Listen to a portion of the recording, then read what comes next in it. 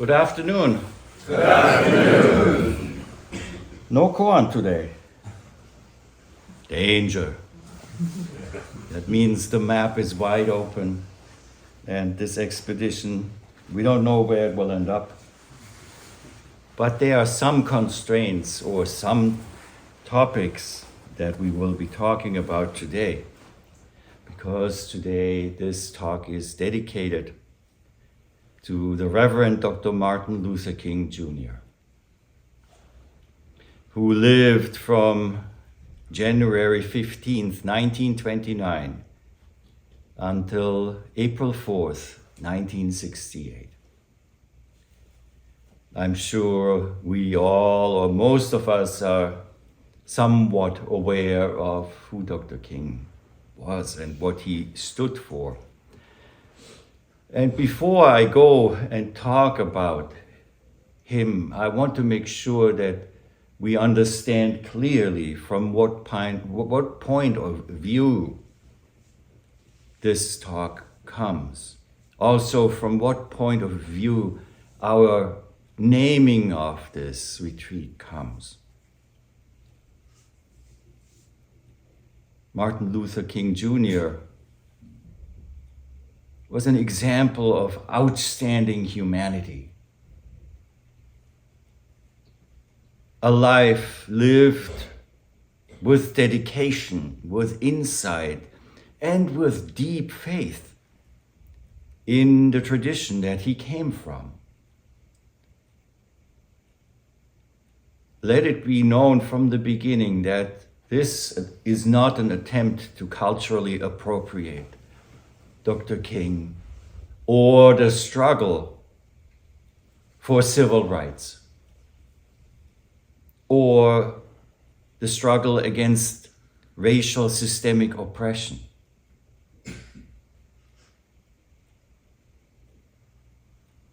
The majority of us who are here have no ancestors in the last couple of hundred years who lived in slavery. So this is not what we are trying to do. You will also not hear me try to explain how Dr. King actually was a Buddhist without knowing it. That's a different kind, that's religious appropriation. The only appropriation we should think of, where there is no appropriation, is to look at his life and his dedication to work against these forces, against these narratives and stories, and these shortcomings of human nature and of society from the heart of a living human being. And as such, I want to honor him as an inspiration, as an example, and as the proof that this is a possibility for all of humanity.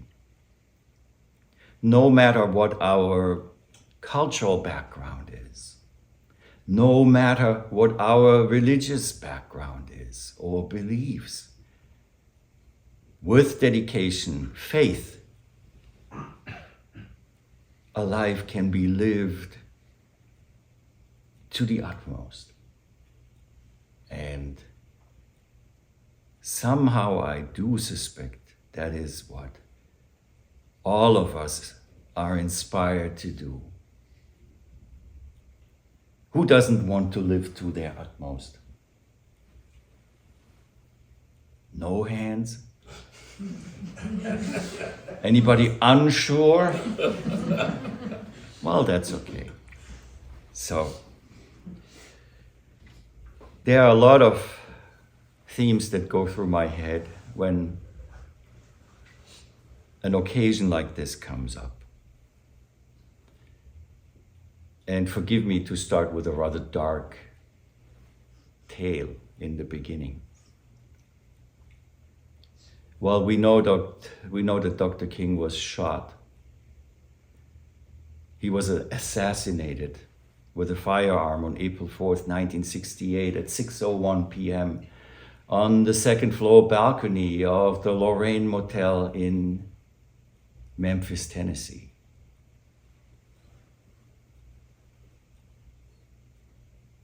What was he doing there?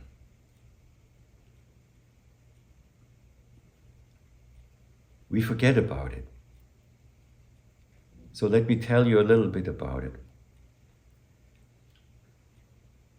After lunch, I went around and solicited a few opinions from American-born English speakers how to pronounce a name, because I don't know how to pronounce the name of this person. I have never encountered it, so I will pronounce it in the way the majority decision has gone. So the first name is, who remembers? Eckhol Cole and Robert Walker. Have you ever heard these names? Never. But these two young men, Eckhol was 36 years old and Robert was 30 years old, were actually the reason for Dr. King to come to Memphis, Tennessee. They were sanitation workers. Remember, there was a strike, sanitation worker strike. And how did it come about? So these two African-American workers in the sanitation department were part of a crew on a garbage truck. And they reported as usually to work on February 1st, 1968. A day that, if you look at the records of the Meteorological Society, had torrential rains. The sewers overflew and flooding was in the streets at times during that day. But be that as it may, there were no ways for the two who rode on the back of the garbage truck to shelter themselves from the rain. They couldn't stop anywhere because it wasn't allowed for colored people to take shelter in the buildings of the area that they were servicing, picking up the garbage. And it came down and it came down. And while they were on their shift at around 4:20 p.m., it got so bad that they stepped in the rear end of the truck. Because in the front there were only 2 seats that were taken. So they sought refuge in the back of their truck. A malfunction occurred, and this is horrible. Both were pulled into the compactor with their heads first and crushed.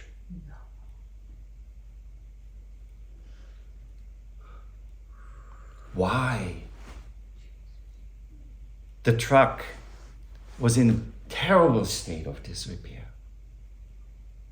Actually, the motor that runs the compactor had blown out, and so another motor was attached so the truck could go out. There had been numerous complaints that this would lead to safety measures being bypassed. But the mayor himself ordered the truck to go out and continue working. Money over life. This was the straw that broke the back of the camel of the sanitation workers who had been underpaid, treated terribly, and most of them, of course, were African American. The widows received no insurance benefits. There were no arrangements for that by the city. The city finally offered 1 month of pay for each man and $500 for funeral expenses. The those families had nobody to earn money anymore. The black community got together, the black Memphians, they donated $100,000 in 1968 to the widows. The United Auto Workers donated an additional $25,000. The flags were on half-staff the next day, but the whole incident was forgotten because Elvis Presley's daughter was born the same day. That's what one heard on the news. So 10 days later, on February 11th, the sanitation worker strike began, which led to Dr. King coming to Memphis. So he he followed his calling to stand up for those who did not have voices of their own. Or, that is probably the wrong thing to say, whose voices were heard but disregarded. So, while that's the dark part, it's just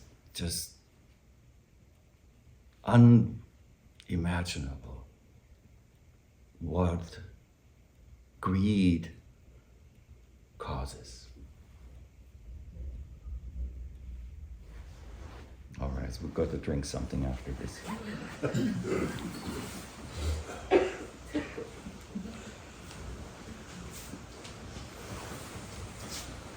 So please don't forget Eckhart Tolle and Robert Walker.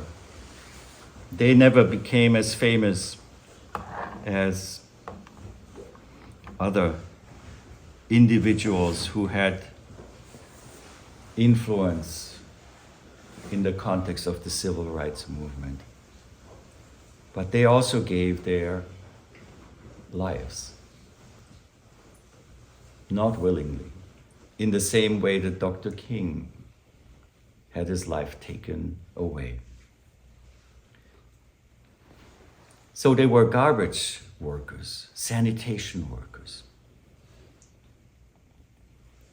Maybe the next time you see a truck out here with the people loading it, you'll remember Eckhart Tolle and Robert Walker. Those were also the folks who were listening to what Dr. King was saying. He used to say, everybody can be great because everybody can serve. You don't have to have a college degree to serve. You don't have to make your subject and your verb agree to serve. You only need a heart full of grace, a soul generated by love.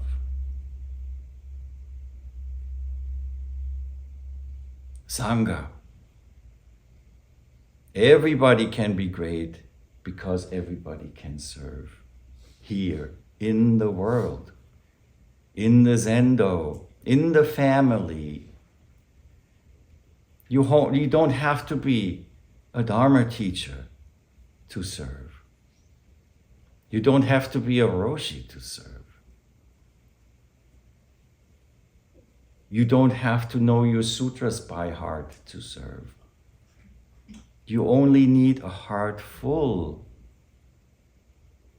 of that compassion and the vow to save all beings with love and grace.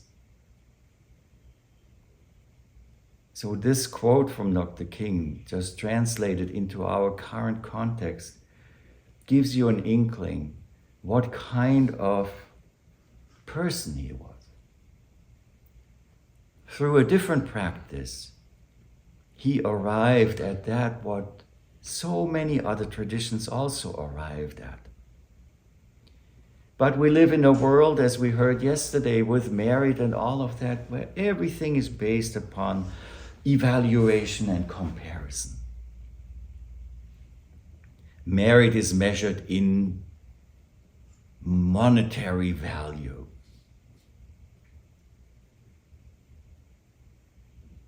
People relate to each other by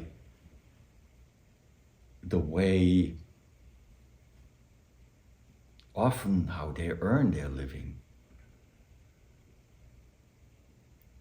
We try to pretend through what we project to fit into that kind of a farce, ultimately. But one day, I can see why you're here. Like you know what?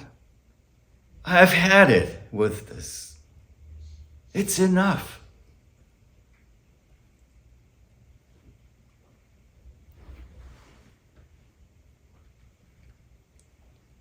From the book, Strength to Love, Dr. King's book from 1963. We cannot long survive spiritually separated in a world that is geographically together.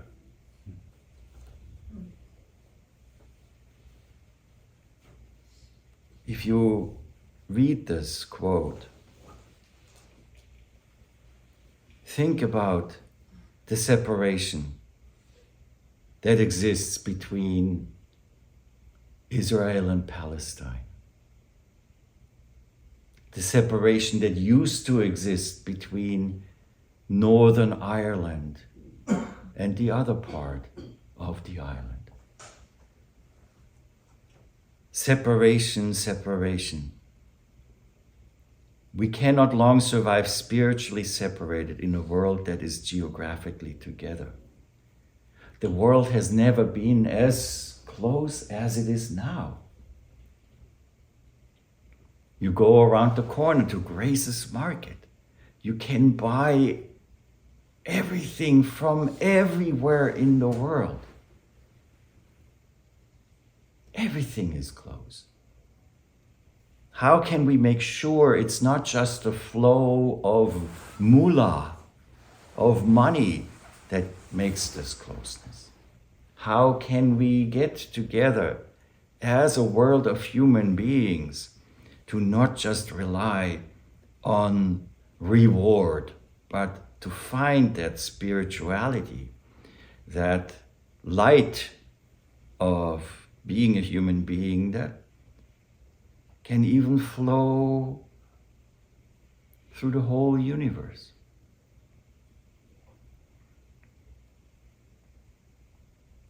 And in that context, from the same book, another wonderful quote. Nothing in this world is more dangerous than sincere ignorance and conscientious stupidity.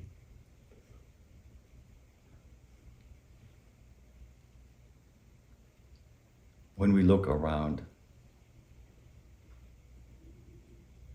not blaming anyone, the encouragement that is received from media, from all kinds of media, from those who sell the things that we are supposed to buy. This society is trained and excels in sincere ignorance.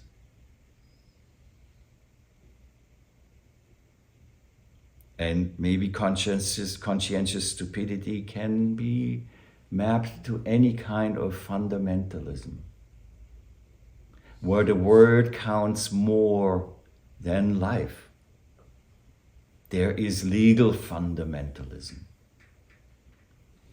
that is being used to tell more than half of the people in the United States that they don't have full control of their own bodies.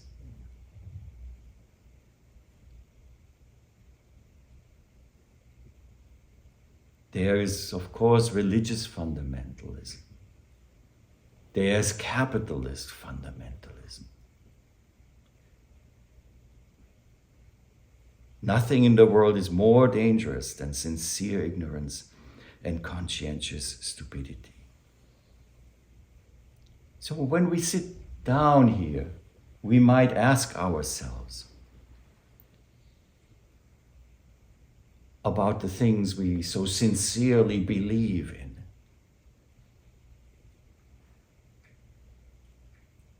For example, I am. Right? I am. Sincerely. I'm often very ignorant about this idea of the I am. I get caught with it. And it's a human thing. So it's nothing to be ashamed or upset about. It's a symptom of being human, but it need not be. In the same way that we learn through life about hygiene, I think there is spiritual hygiene as well. This I am self is very important. We all need it. Society cannot exist without having individuals who are distinct. It's a wonderful that there is nobody in this world who is a duplicate of another person. But it is like it is with medicine. We all have the ego sometimes, the I am where we need it. But we need to learn how to have the right dosage. We can overdose. And when we overdose on this ego substance, it doesn't just poison ourselves, but it leaks into everywhere around us, We become a toxic person. On the other hand, many people are exploited because their self of I am that naturally grows doesn't grow very big, and it's not enough to be healthy yet. We have to attend to both directions, going too far or learning how to give it its natural place and strength. Yeah. So that's the sincere ignorance that we can see here.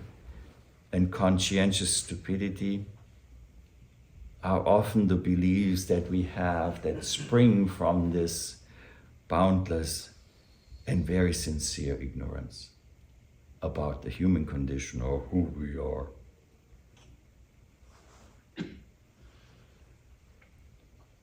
We might feel bad about it. It's such, people say that, koans are so paradoxical. I can't understand it. It's beyond logic. At the same time, we sit here sometimes and we think to ourselves, I am such a rotten person. I am worth nothing. But at the same time, we give 100% credence to that judgment at which we arrived ourselves. That is the most paradox of all things. Selective trust. If it's against me, okay, I'll believe it. Tell me something bad about myself. Must be true.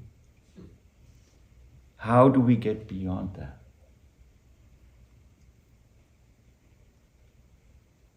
Weightlifting? Spiritual calisthenics? No, it's not an athletic thing. You build muscles when you weightlift, but there is no merit in it. What is necessary? Forgiveness. I can't forgive myself being so sincerely deluded. I'm just too bad to forgive myself.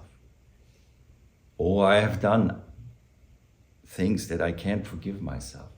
Believe me, when I was young, I did things you wouldn't believe. But how do you get over it? We take one step back. Forgiveness is the same as Zazen, in the sense that we have to sit down and do it. First we start sitting down 5 minutes. And then we have to get up. Later we can sit much, much longer. It's the same with forgiveness. So when there is a thing you can't forgive yourself for not being able to forgive yourself. Start small. Start small. Oh yeah, I see. I can't do that yet. It's okay. Dr. King says in Love in Action, he says, forgiveness is not an occasional act. It is a permanent attitude. Exactly. A permanent activity of forgiveness. If we didn't forgive ourselves, we could not live. Reconciliation and acknowledgement of the harm that we cause. Too much ego, toxic. Too much carbon footprint, devastating. And all goes back to too much ego footprint. Forgiveness helps reduce the ego footprint. It's a really undermining kind of force that softens that solidified sincere ignorance.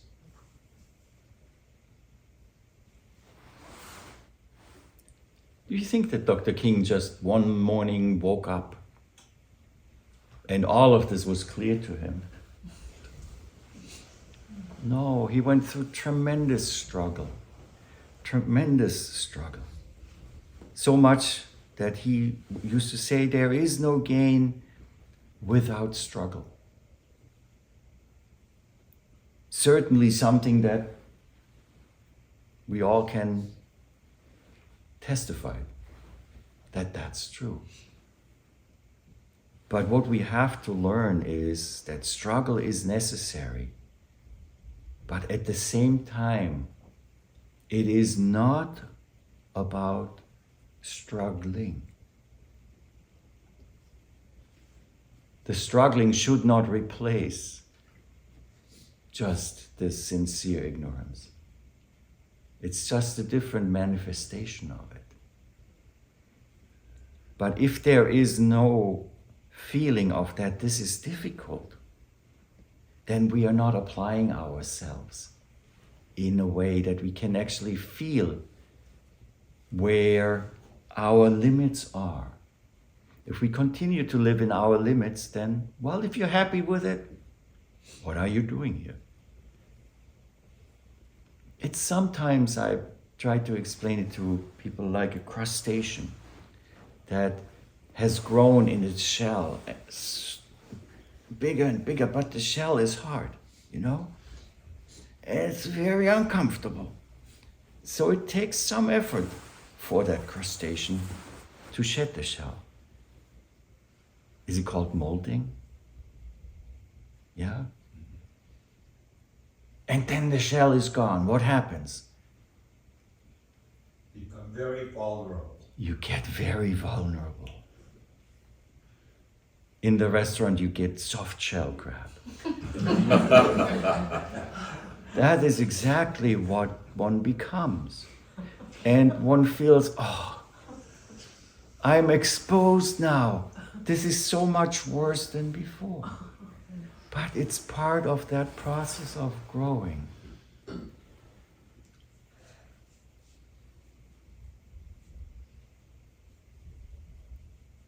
There is no gain without struggle. But of course, is there any gain? No gain. No merit. Genkai. No merit.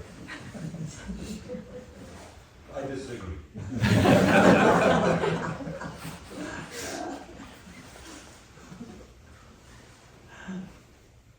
But why are we here? Here is another quote that really points into that direction. And that is very important. Dr. King says, I came to the conclusion that there is an existential moment in our lives when one must decide to speak for oneself. Nobody else can speak for you.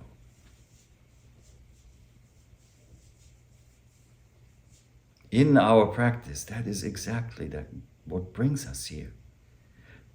This existential moment in life where we decide to do something about this discomfort that we experience in that shell.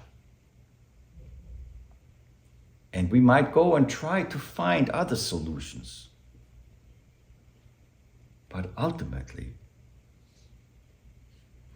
we have to speak for ourselves and live for ourselves.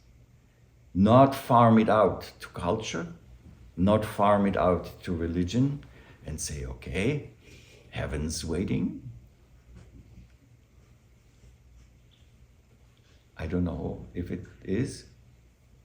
Maybe we'll find out. Or hell is waiting. Now I can tell you hell is sometimes right here. But we have to do it for ourselves. Same direction, this quote of Dr. King. An individual has not started living until they can rise above the narrow confines of their individualistic concerns to the broader concerns of all humanity.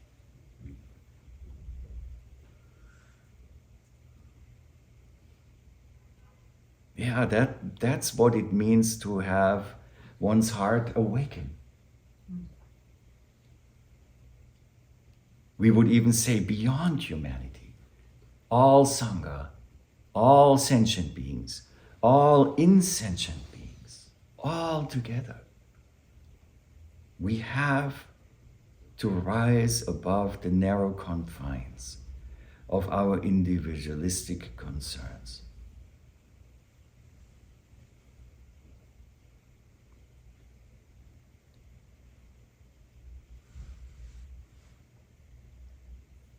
And the really strange thing is that by becoming aligned with this activity of appearing and disappearing, this activity of being somebody who has an I am self, to disappearing into activity or disappearing into silence, then reappearing, is that the more we do it, every time the fresh birth of a refreshed, of a new, unprecedented experience of yourself, of the world. The self sometimes, I think, is like when we are stuck in those confines that Dr. King speaks about here, it is like sleeping in a room, and living always in the same room. In the morning, when you enter somebody else's room where they sleep and they're still sleeping, no windows are open, there is some kind of a stench, right? And you say to the person, do you smell that?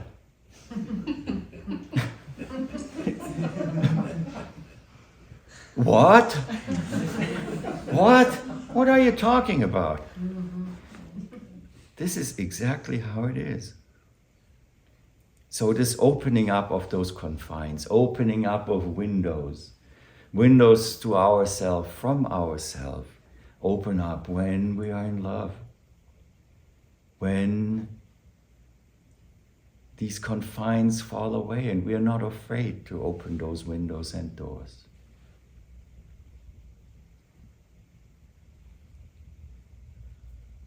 But Dr. King arrived there by having gone through that dark night of the soul, desperation. He really cared about other human beings so deeply. And of course, the calling for his fellow African Americans. And reconciling that with his belief into the benevolence of his creator that he believed in. That is really like not only the kindling, but a lot of fuel for an intense struggle between a simplistic understanding of that benevolence and a wise person emerging from such a struggle that cannot be resolved on the plane of dualism. It drove him over the edge to go into that field of non-dual.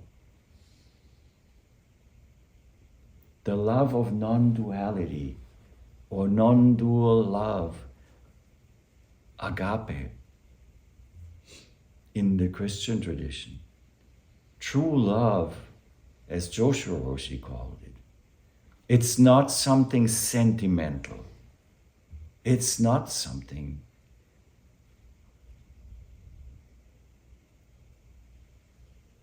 that is like the love we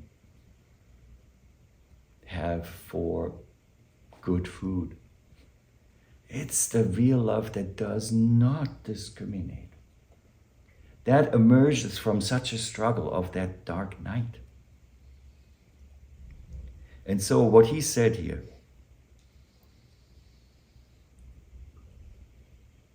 he said, but I know somehow that only when it is dark enough can you begin to see the stars.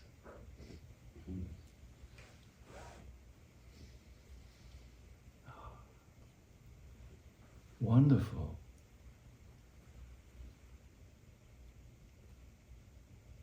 Darkness cannot drive out darkness. Only light can do that. Hate cannot drive out hate. Only love can do that. Not love if it's love in opposition to hate. That is dualistic love. Love that has subject and object is a love that is of a possession kind of nature. I love you, I love you, I love you. And what is behind that? Do you love me? Do you love me? Do you love me? Oh, you don't love me? I don't love you anymore. That is not the love we are talking about. Love never conquers. That non-dual love just embraces everything, nothing left out. And that is the big struggle of that deep, dark night of the soul, as it's described at times. How can that be possible? That we have to really embrace all of it. Not just Mother Teresa, but also Joseph Stalin, Adolf Hitler, or whoever you can see as the impersonated evil. We cannot leave it out. Why? If you leave anything out, you remain incomplete. You remain incomplete. You have not manifested the non-dual kind of love. And then as we look in ourselves, we find them all. You do Zazen long enough, you will find Mother Teresa in there. And next door, Hitler, Stalin live together, they share a small apartment.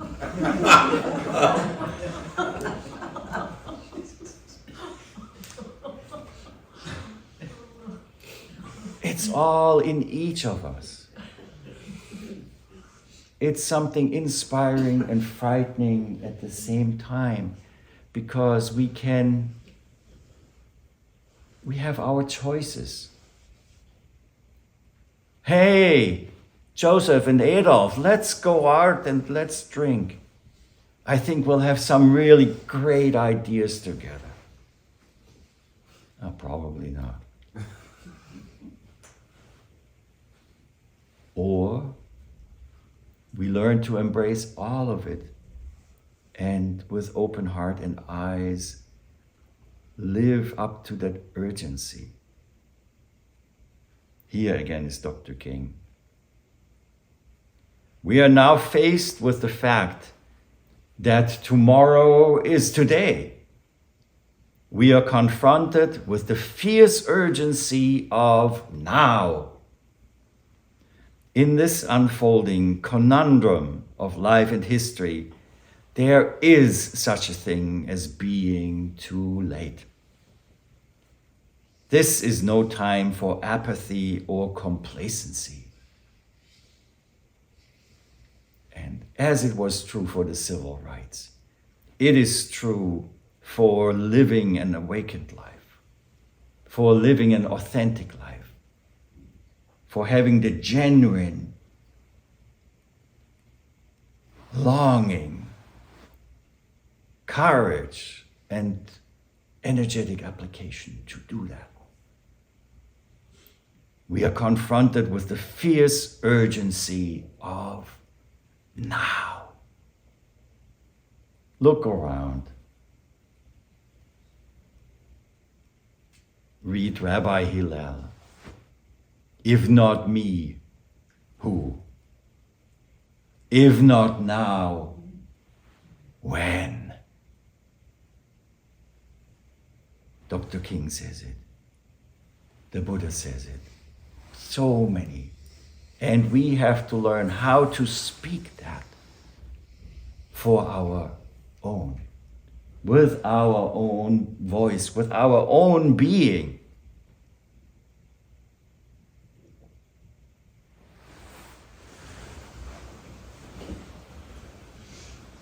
So on New Year's Eve, I gave a little talk on Zoom.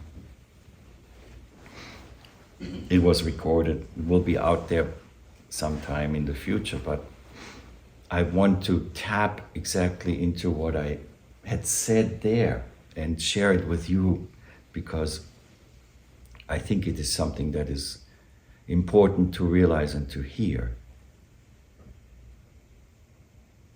Why are we all here? Why do human beings arrive at a practice like this? As I said before, it's probably that we internally realize that we are incomplete, that there is something more than this. There must be something more than this. We long for completeness as a being. That's why in the world, well, what are we looking for? We look for love. We look for a partner who makes us feel more complete. In this society, maybe we look for money and we'll find out, well, I need more. Maybe that will work. I need even more, and that will work. And then more, and you get these billionaires that shoot themselves in flying dildos into the sky.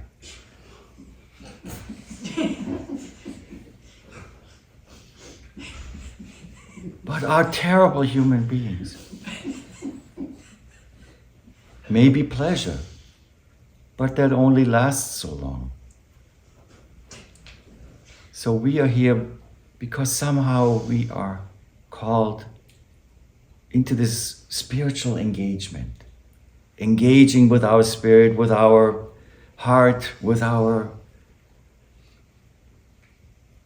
way of actually stepping beyond the discomfort of being incomplete. And that's so important.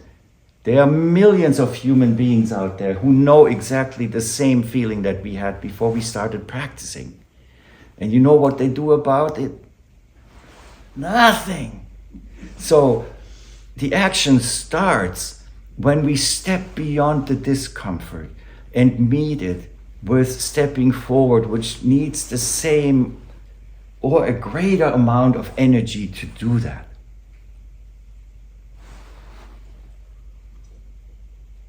The same must be true in our lives outside of the Zendo.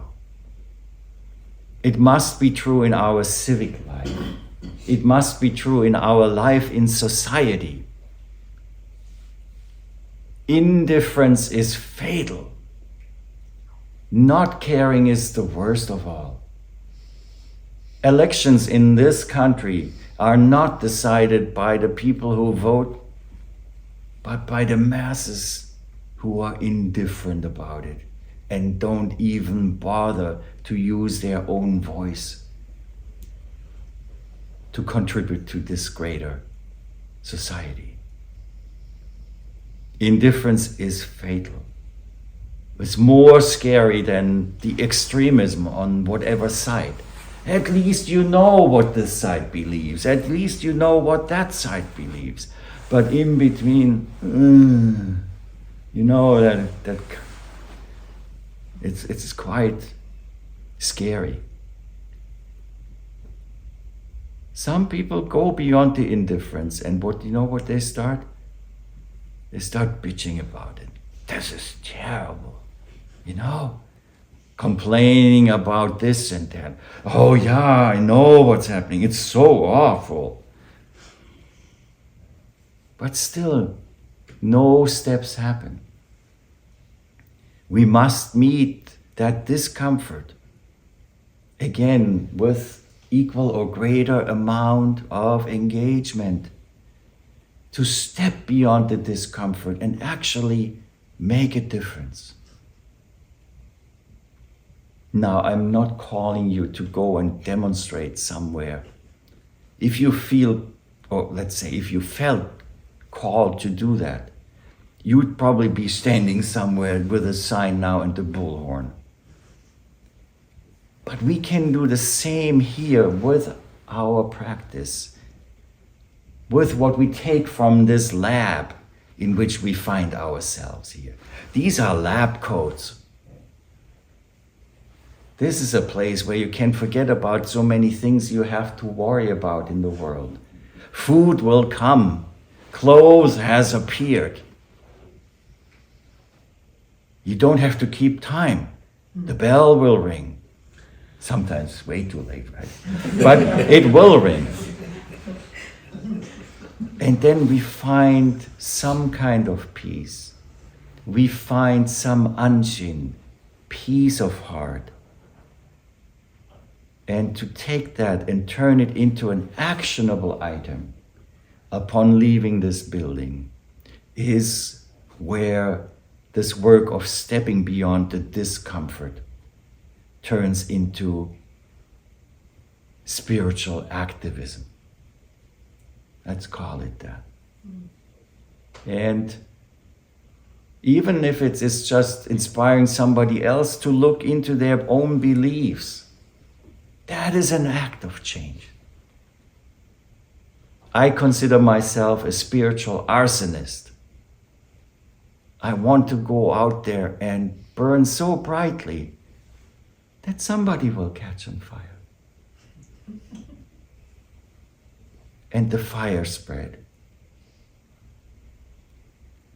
This year, 2024, is a very fraught year.